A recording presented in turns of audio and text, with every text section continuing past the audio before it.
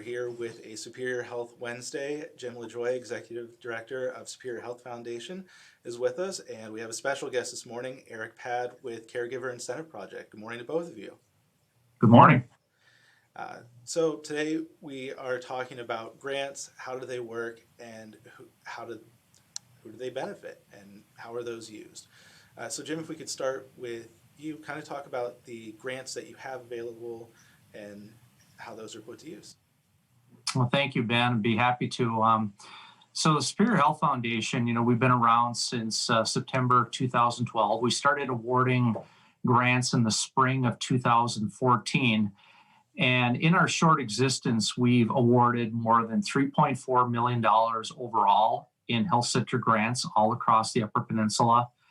Of that amount, a total of $2.1 million that we've done for proactive grant giving, which is essentially identifying health issues that are centric to people all across the Upper Peninsula. And that has been improving oral health for children, mental health, childhood obesity, drug issues in the Upper Peninsula, and our most recent project which is improving the non-emergent medical transportation in the UP. In mini grants and pilot project grants, we've awarded more than $180,000 in that area. And then in equipment grants, and these are grants of up to $2,500, we've awarded just under $100,000 in that area. So really, we have a smorgasbord of different opportunities for health-centered nonprofits across the Upper Peninsula to apply for grant funding. And of course, we have different due dates for, our spring grants, obviously in the spring, our fall grants in the fall, and then our equipment grants and our pilot project grants, those are accepted monthly. So we have a very active grants committee that meets monthly. It's a committee of 6 or 7 people, mainly board of directors and 2 people from our team. And, we take this really seriously. We really look at the information that we have out there and really come to conclusions as to who's fitting, where the grant dollars should go, and award those grant dollars appropriately. And you talked about all the different types of grants, all the different organizations you work with, that these are all things that, this isn't some far off thing. You're part of the community, and these are people that they're our neighbors too, that you can't help but have these relationships with, that that how these dollars are going to directly affect them and their mission. So absolutely. Yeah, absolutely. And, one of the things that we do to address, that particular comment is we spend a lot of time talking with our grant recipients. We spend a lot of time talking to nonprofit organizations to really find out what their needs are. So a good portion of our job is listening. We get out and we talk to different organizations and we spend time, with that and telling about our mission and the types of things that we do. But a bigger part of what we do is really listening and finding out what those needs are in the communities. And it's interesting, and I think we know this with the Upper Peninsula and how sparse and rural it is. What may be important in Ironwood is not the same thing that's important in Sault Ste. Marie. So you really have to find out what is centric to them, find out what their needs are, and encourage them to apply for funding. And you've had conversations with Eric. If you want to talk about some of your conversations, how you two got connected. We can start with whoever wants to go first, either Eric or Pat. Or Jim. Yeah, I'd be happy to. So I've known Eric and the Caregiver Incentive Project now for a couple of years.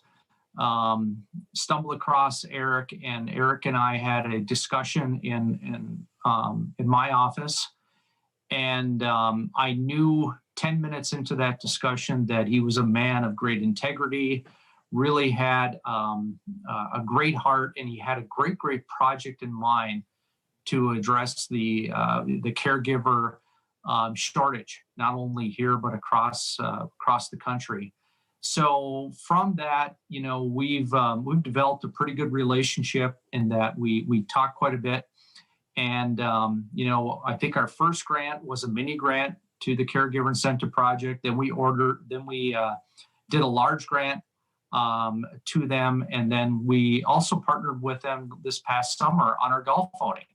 And they were able to make $5,300 at our golf outing. So all told, we have supported the Caregiver Incentive Project with more than $34,000 in grant dollars. And I think that has really helped them with their mission and kind of helped them, set sail on their future. And Eric, if you want to talk a little bit about your mission, Jim gave us an introduction there, and just kind of what your goals are. Sure. And thanks for the opportunity, man. I started this 501, this nonprofit, because I have a daughter that's an adult and she's disabled. And as we began to look for caregivers to help us provide that care, shocked is a mild word to tell you that we couldn't find people. We couldn't find caregivers. And caregivers in home, that's the people that are not only elderly, that's where everybody thinks, usually the elderly, and that is the bigger chunk of them, but disabled and medically fragile.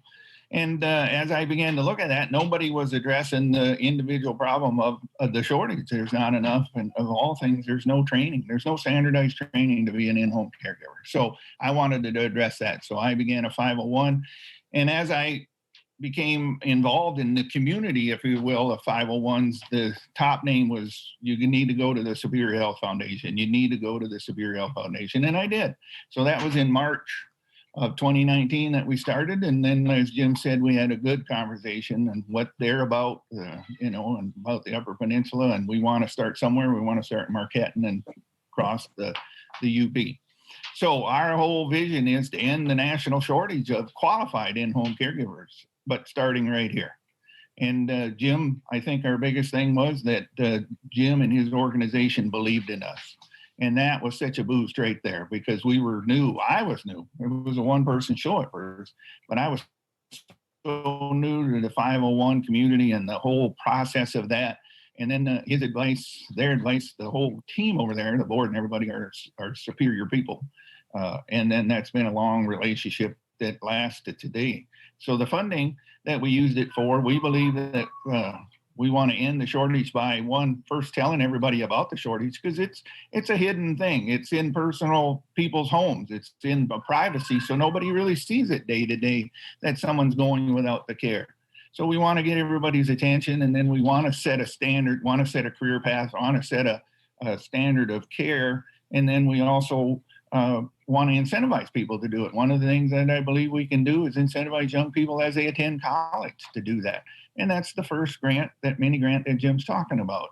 We matched the funds that they gave us, and we've now awarded some scholarships. Then the specific purpose of them is, as you're going to college, and if you're working as a caregiver or begin working as it or stay working at it, for every hour you work, we give you $1 in scholarship money up to $2,000 a year. And that's been very popular. And then training. So the second grant that we received is again from Superior Health Foundation, and it was to start a training program. And we are in the process of finishing that. And by March, we hope to hold our first class.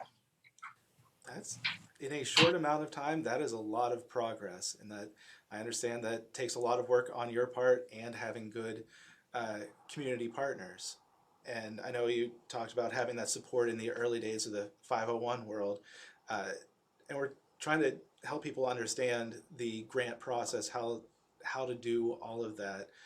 What is your experience like with writing grants? Because if you haven't done that before, that might be an intimidating process. Well, it is. It is a very intimidating process because everybody that receives the grants, everybody that wants to award grants are different. They have different needs, different wants. They have different things they'll grant money for. Different processes for applying for those grants. So again, the learning process, Jim there brought me into his office there and sat down and said, here's a way to do it. And then we also were connected with an individual, Heather Peacock is her name, and she writes grants. And I know she does work with Jim in that too. And so she helped us. That was a blessing right there that came together there, that she then showed us how to write grants. And we started off small. And then as we went along, we grew, and then the relationships we made. So it's a process you don't have to walk through alone, and people should not be intimidated by that. But it starts by having conversations, by engaging, and just knowing that Superior Health Foundation is out there to do that, that it is possible, and it's Yeah. not such a mountain to climb. Well, and that's the thing, that when you come into their office and you meet the board members and you meet the people that work there, then that takes and they want to mentor you. They want you to succeed. They want you to help fill that niche, if you will, fill that cause that you have. They understand that there is a shortage and maybe those people are underserved. So they want to be a part of that, and they want you to be successful. So that's the team that Superior Health Foundation has been from the day one, from the first conversation. And it started with the conversation from Jim, and then the invite to come in and the invite to meet the board. And then the long-term relationship. It wasn't that long ago, I was in Jim's office again, and some advice on fundraising or advice on growing as a nonprofit. Once again, then they're willing and wanting to share that experience, and not just fund you, but they want to help you succeed. And I think that's unique right there about the Superior Health Foundation. One of the many unique things. And Ben, one of the things that I would add, if I could jump in here, is that, years ago, we all have these incredibly difficult memories. They're almost nightmares of how difficult grant applications used to be. And I remember those days back in the 90s and early 2000s. I mean, when you were applying for a grant, sometimes you had to fill out 15, 25 pages, and it was just a laborious task. So we've tried to really streamline our grant process, make it as simple as it possibly can. Obviously, we have to have the pertinent information, the budget, the letters of support, where the money is going to be directed, but we spend a lot of time talking with our grantees about the process and what they need to do and help them along the way, because, in our world, we don't like to say no. We're not interested in saying no to, a grant recipient, but we like to be able to work with them. And a number of times we've said, maybe right now, you need to come back to us with some further information, with some further information that we need to help fund you. So it's a process, it's a conversation. And, I've been on the other end myself. I've been on that end where you've been rejected and you didn't really get a reason why you were rejected and you didn't get funding. We don't operate like that. That's an important part of our operation. If you didn't get funding, we tell you why, and we encourage them to come back another time, because if your project fits within our mission, we want to help you. And that's a huge resource to have, just eliminating those obstacles, removing hurdles, and just you're connecting people with resources in a very real and personal way. Absolutely. So if people want to do that, what's the best way for them to get started in the process? Walk us through your site. How do they get there and get started? Well, the easiest way is to go to our website, superiorhealthfoundation.org, learn a little bit about us, about what we're looking for in terms of our mission vision. Go to our grants tab, where we have a lot of that information up there. But I would also add that I try to keep a really an open door policy for grantees and those in the community to, stop in, make an appointment, kind of like Eric did, to talk about what their organization is. And obviously we're in a little bit different world right now with the pandemic. So we've been doing a lot of Zoom calls. I just had one a week or so ago from an organization down in Menominee that learned of us, and she asked if we could do a Zoom call, and we did for about a half hour. And it turns around, she submitted a spring grant request to us.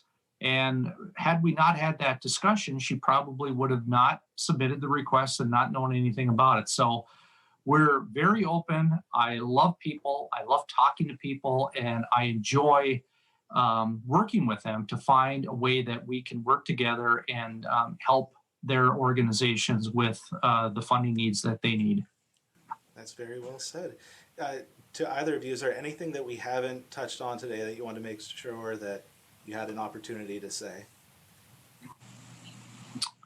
Now, I think the one thing that I would add is that what we don't want grantees doing is spinning their wheels.